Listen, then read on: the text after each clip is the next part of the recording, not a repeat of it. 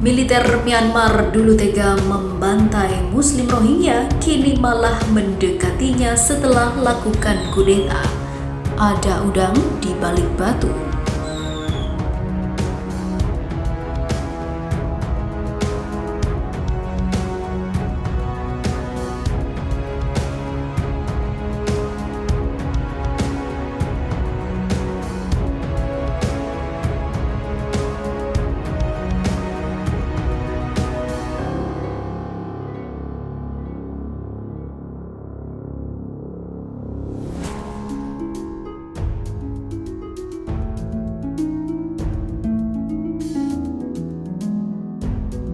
Setelah melakukan kudeta, militer Myanmar dilaporkan mulai mendekati Muslim Rohingya. Adapun hal itu terjadi setelah militer Myanmar mendapat kecaman luas dari pihak internasional karena aksi kudeta yang terjadi. Bahkan demonstrasi besar-besaran juga terjadi di Myanmar. Apa yang dilakukan militer menjadi tanda tanya besar. Pasalnya militer turut melakukan hal yang seperti menghabisi etnis Rohingya beberapa tahun silam.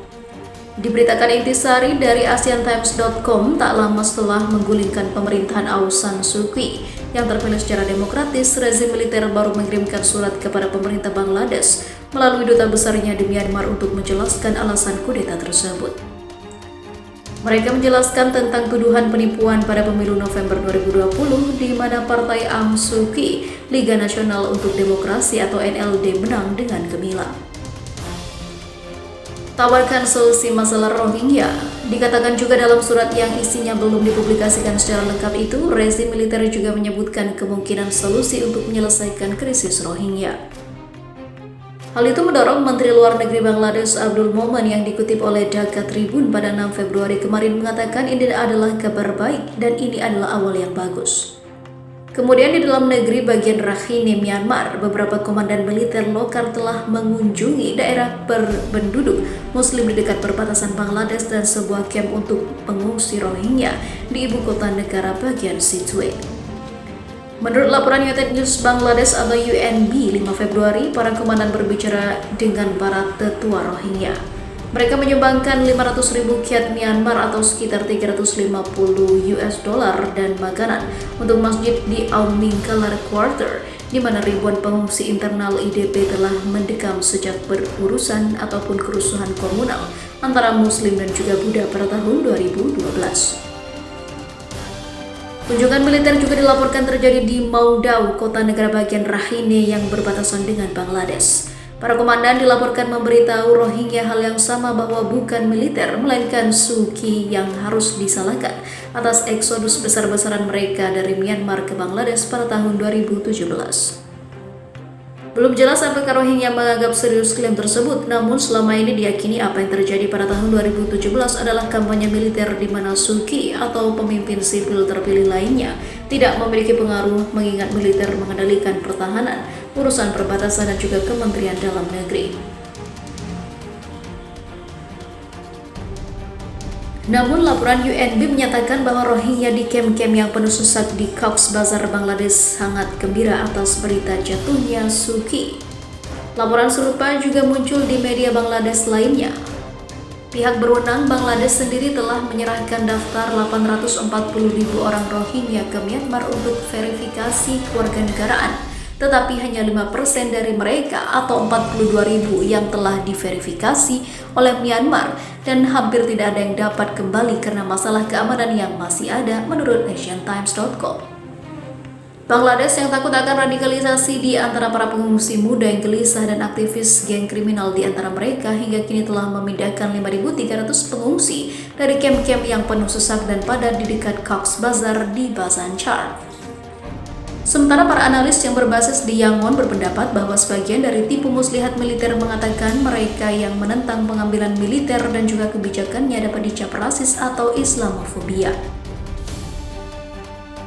Termasuk jika mereka mencela militer karena menyarankan pemulangan komunitas yang menurut mayoritas warga Myanmar merupakan imigran ilegal dari Bangladesh. Mengenai peran China, Bangladesh telah menggantungkan harapannya pada bantuan Beijing untuk menemukan solusi bagi krisis pengungsi. Menteri Luar Negeri Bangladesh Abdul Momen berbicara kepada wartawan Bangladesh pada 3 Februari lalu. Kami memiliki kepercayaan di China, mereka telah maju untuk mengambil inisiatif dan beberapa kemajuan yang telah dibuat. Sementara itu, setitik asa bagi Rohingya setelah kudeta. Harapan aktivis Rohingya kudeta jadi titik balik perjuangan melawan penindasan. Pada pekan sejak militer menggulingkan pemerintahan Myanmar yang terpilih secara demokratis, orang yang diasingkan Nay San Luin dibanjiri puluhan pesan dari teman senegaranya memberikan dukungan. Terjadi perubahan dramatis dari 2017 ketika aktivis HAM tersebut yang kini tinggal di Jerman menyebarluaskan informasi tentang kekejaman militer Myanmar yang kini mendapat perlawanan dari masyarakat, utamanya Muslim Rohingya yang tinggal di negara barat. Saat itu sebagian besar pesan yang dia terima dari orang Myanmar lainnya terdiri dari ancaman pembunuhan dan pelecehan. Sekitar 2/3 populasi negara Asia Tenggara itu adalah etnis Bamar yang umumnya beragama Buddha dan mendominasi kelas pemerintahan. Sepertiga lainnya terdiri dari lebih 100 etnis minoritas. Banyak di antaranya mengalami penganiayaan di tangan militer, terutama Rohingya. Penyelidik PBB mengatakan tentara Myanmar yang secara resmi dikenal sebagai Tatmadaw telah melancarkan perang melawan Rohingya dengan niat genosida. Rohingya berdiri bersama rakyat Myanmar, kata salah satu unggahan di Twitter disertai foto yang bertuliskan unjuk rasa melawan kudeta militer dari kamp pengungsi Rohingya Bangladesh dan kudeta militer dengan tanda silang besar. Rohingya berharap dukungan solidaritas bersama rakyat Myanmar akan membantu mengakhiri diskriminasi terhadap mereka dan memperkuat perjuangan mereka mendapat keadilan.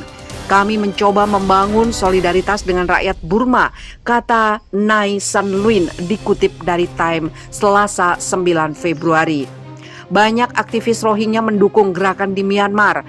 Tidak hanya aktivis, Muhammad Dullah melarikan diri dari negara itu pada Agustus 2017 dan sekarang tinggal di kamp pengungsi terbesar di dunia di Cox's Bazar, Bangladesh. Pria 24 tahun etnis Rohingya ini mulai mengunggah pesan anti kudeta di akun Twitternya.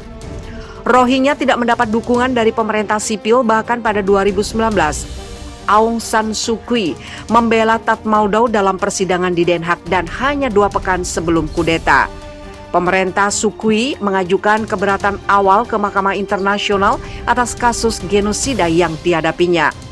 Masyarakat umum juga tidak bersimpati terhadap Rohingya. Banyak orang Burma menganggap Rohingya sebagai migran Bangladesh, meskipun Rohingya memiliki sejarah berabad-abad di Myanmar. Namun setelah kudeta 1 Februari, beberapa orang Burma akhirnya mengubah pandangan mereka tentang warga Muslim sebangsanya.